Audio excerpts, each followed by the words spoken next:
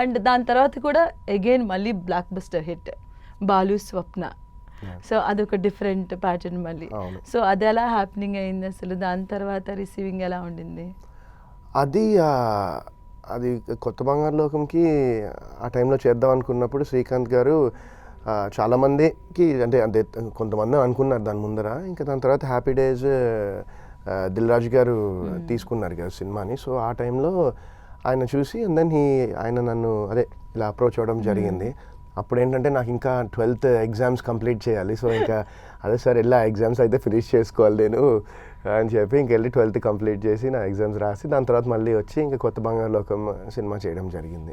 అంటే ఈ 2 మూవీస్కి స్టోరీ విన్నారా, లేదు ర్యాండమ్గా ఓకే నేను మూవీ సైన్ చేసేయాలి, నేను మూవీ చేయాలి అని చేసి? లేదండి, కొత్త బంగారు లోకం అయితే స్టోరీ మొత్తము వినడం జరిగింది. స్టోరీ మొత్తం శ్రీకాంత్ గారు ఆయన ఇంటికి పిలిపించి నాకు మొత్తం నేరేషన్ ఇచ్చారు. అండ్ లిటరలీ నాకు అసలు ఆల్మోస్ట్ ఆ స్టోరీ విన్నప్పుడే ఆ సీక్వెన్స్ అప్పుడు నా కంట్లోంచి అసలు లిటరలీ వెట్ ఐస్ వచ్చేసి ఇంకా అదే అబ్బాయి ఇది కొంచెం ఆ స్లాంగ్ ఉంటుంది, మొత్తం గోదావరి స్లాంగ్ ఉంటుంది అంటే సార్ ఇది ఏ స్లాంగ్ ఉందా ఏముందా ఎమోషన్ అనేది కనెక్ట్ అయిపోతుంది సార్, డెఫినెట్గా సూపర్ ఉంది సినిమా స్టోరీ అనుకుని ఇంకా నేను చేయడం జరిగింది. హ్యాపీ డేస్ కూడా ఏంటంటే ఫస్ట్ మాకు కొన్ని సీన్స్ పంపించారు, పంపించి ఆ సీన్ని జస్ట్ ఆడిషన్ చేయడం జరిగింది.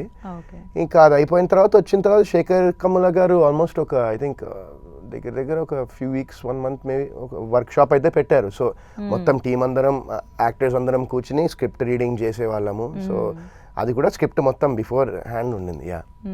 అంటే మూవీ విన్నప్పుడు ఎలా అనిపించింది కొత్త బంగారులో? ఎందుకంటే 18 years అప్పటికి.